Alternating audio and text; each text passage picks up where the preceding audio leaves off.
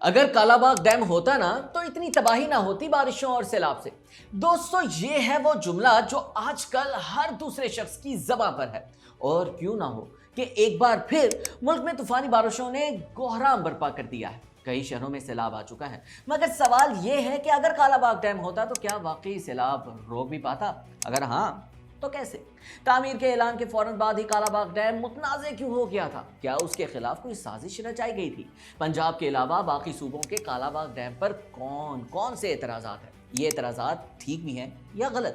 کیا کالا باغ ڈیم کی تعمیر سے سندھ کو پانی نہیں ملے گا اور بنجر ہو جائیں گی اس کی زمینیں؟ کیا اس کی تعمیر سے نوشہرہ، سوابی اور چارسدہ سمیت KPK کے کئی ایک شہر ڈوب جائیں گے؟ کالا باغ ڈیم سے کتنی بجلی حاصل کی جا سکتی ہے اور کیا یہ بجلی سستی بھی ہوگی یا نہیں؟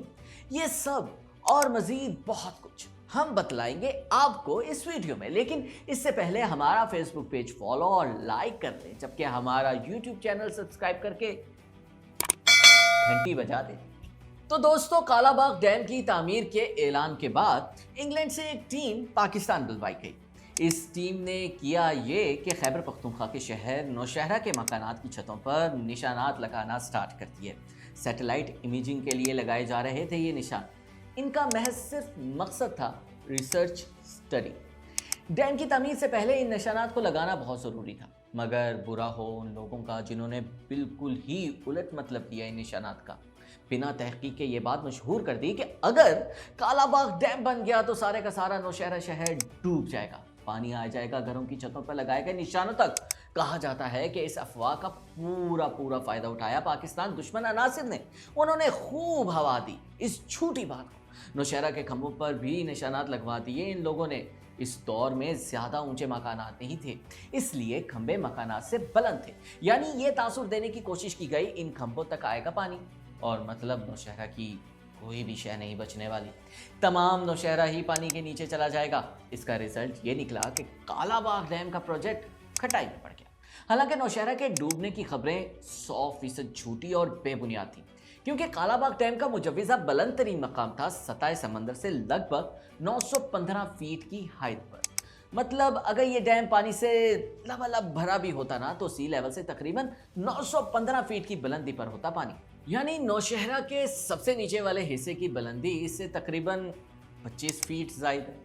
اور صرف نوشہرہ ہی بلند نہیں، بلکہ سوابی کا سب سے نچلا مقام 85 فیٹ، مردان کا 55 فیٹ، پبی کا 45 اور چارسدہ کا 40 فیٹ بلند ہوتا ہے اس سے۔ مطلب جب یہ تمام کے تمام شہر ہی کالا باغ ڈیم کی مجوزہ زیادہ سے زیادہ بلندی سے بھی اونچے ہیں تو پھر کیسے ڈوب سکتے ہیں بھلا؟ اور اب بات کرتے ہیں سندھ کے اعتراضات کی۔ سندھ کے 2 بڑے اعتراضات تھے اور ہیں بھی کالا باغ ڈیم پر۔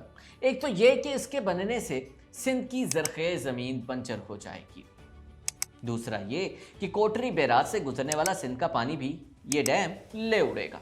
مگر ان اعتراضات میں بھی دم نہیں ہے، کیونکہ کالا باغ ڈیم کی تعمیر سے اندازاً 40 لاکھ ایکڑ فیٹ زائد پانی ملے گا سندھ کو۔ یہ اتنا پانی ہے کہ اس سے نہ صرف سندھ کی 8 لاکھ ایکڑ اراضی سیراب ہو سکتی ہے، بلکہ ساتھ ہی لاکھوں ایکڑ بنجر زمین قابل کاشت بھی۔ اور اس کے علاوہ کالا باغ ڈیم میں مچھلیاں پالنے کا بھی منصوبہ تھا۔ یہ مچھلیاں چلی جاتی دریائے سندھ میں اور ہو جاتی مچھلی کے کاروبار سے وابستہ لوگوں کی چاندی۔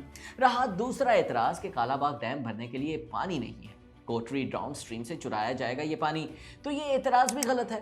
ایک تو سیلابی پانی سے بھرا بھی جا سکتا تھا اس ڈیم کو۔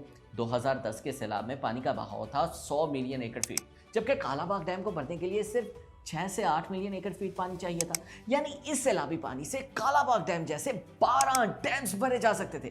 یعنی اگر کالا باغ ڈیم ہوتا تو سیلاب سے بہت حد تک بچت ہو جاتی۔ دوسری بات یہ کہ کوٹری بیراج سے 35 ملین ایکڑ فیٹ پانی سالانہ گزرتا ہے، یعنی اس پانی سے کالا باغ ڈیم 6 مرتبہ بھرا جا سکتا ہے، جبکہ یہ سارا پانی سمندر میں پھینک دیا جاتا ہے۔ اب اگر کوئی یہ کہے کہ سمندر میں پانی پھینکنا ضروری ہے تاکہ سمندر شہروں کو نہ کھائے تو اس کا جواب بھی آپ اب سن لیں۔ اگر 35 ملین ایکڑ فیٹ پانی سے 6 سے 8 ملین ایکڑ فیٹ پانی نکال بھی لے تو کوئی خاص فرق نہیں پڑتا، کیونکہ ضرورت سے زائد پانی پھینکا جا رہا ہے سمندر میں۔ یعنی یہ اعتراض بھی غلط تھا سندھ کا۔ اور اب بات کالا باغ ڈیم سے سستی بجلی بنانے اور دیگر فوائد کی۔ کل 3600 میگا واٹ بجلی بنتی اس سے، ایک یونٹ تقریباً 2.5 से 3 रुपए का पड़ता। मतलब ये महंगी बिजली का तोड़ होता। साथ ही साथ ये डैम मुल्क की अंदाजन 50 लाख एकड़ बंजर जमीन को हरा भरा बना देता। यूं पाकिस्तान की ज़राई बरामदात में 15 अरब डॉलर्स का इजाफा हो जाता। साथ ही साथ इस डैम की वजह से 1 लाख लोगों को रोजगार भी मिलता। मगर ऐसा ना हो सका, ये सब ख्वाब ही बन के रह गया, क्योंकि कालाबाग डैम का प्रोजेक्ट हमेशा हमेशा के लिए खत्म कर दिया गया। अब आप कमेंट करके बताएं कि क्या कभी कालाबाग डैम बन सकेगा या नहीं। और हाँ, वीडियो को लाइक और शेयर भी ज़रूर करें, क्योंकि हम ला रहे हैं आपके लिए मज़ीद इंफॉर्मेटिव वीडियोस। तो जुड़े रहिए हमारे साथ और रखिए राबता।